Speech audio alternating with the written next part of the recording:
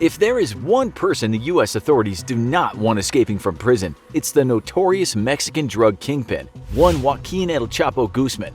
This man, from meager beginnings, the son of a farming family from Sinaloa, became an enemy number one of the United States, and a very rich man too. They have him locked up now, but El Chapo has escaped from prison before. Not once, but twice. So it goes without saying that right now he is guarded like no one else on the planet. Could this criminal Houdini get out again? Let's have a look. First, let's see how he managed to escape from prison the first time. In 1993, the LA Times ran the headline, "Mexico arrests reputed top drug kingpin." He was arrested in Guatemala, not far from the Mexican border. The charges against him were murder, kidnapping, and of course, drug trafficking. The authorities said he was behind a huge trafficking operation in a massive tunnel that ran from Tijuana to San Diego, where drugs were carried through.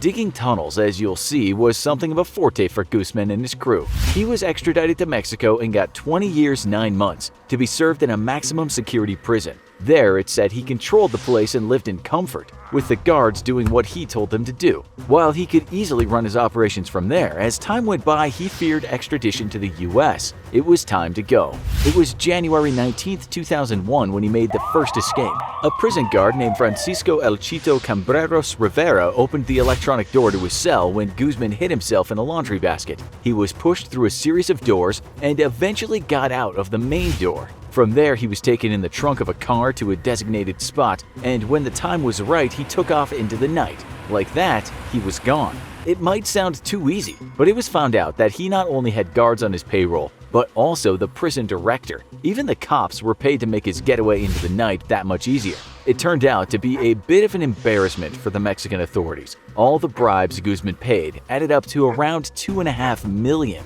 So this could never happen again, right? Wrong. He kept on doing what he did and became Mexico's most wanted man. But despite that, he managed to evade capture. Then on the 22nd of February 2014, after an operation between Mexican and US authorities, he was captured again.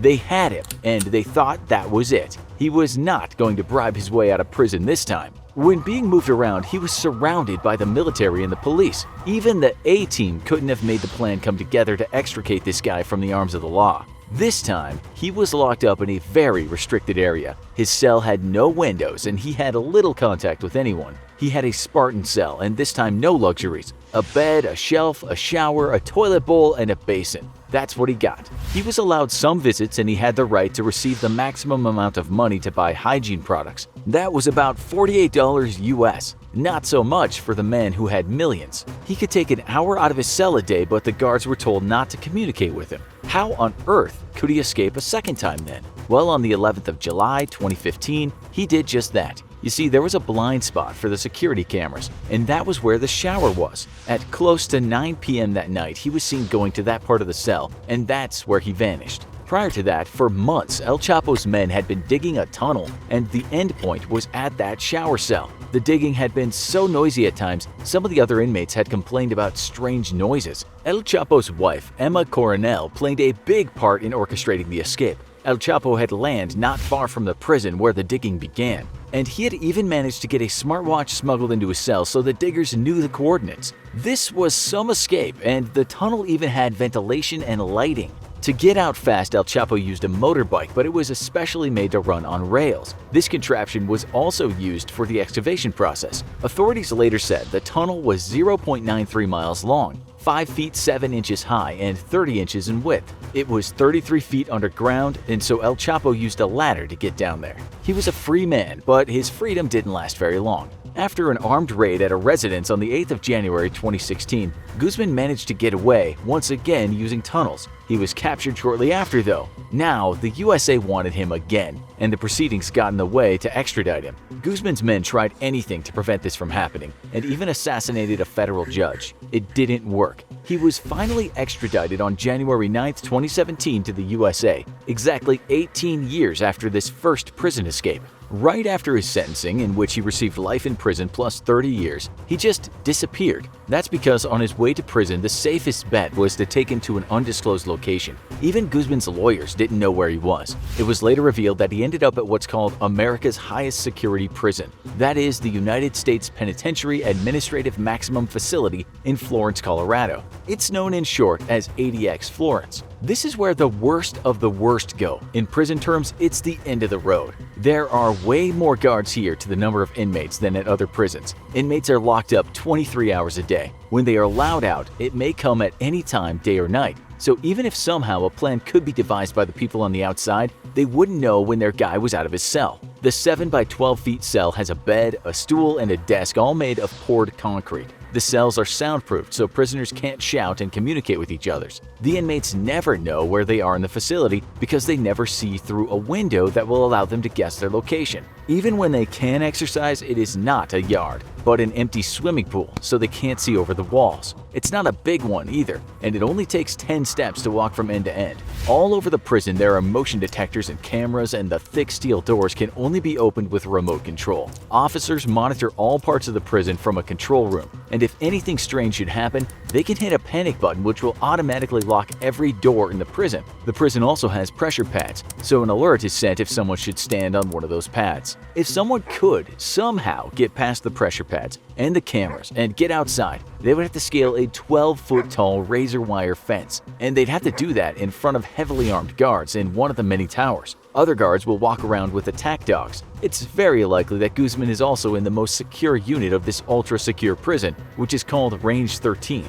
By the way, guards at this prison are vetted to prevent anyone corrupt getting a job. While working, they're told to communicate with the prisoners as little as possible. It's escape-proof is what most people say, and it's not a nice place to end up. A former warden once described it like this: "This Supermax is life after death. It's long-term. In my opinion, it's far much worse than death."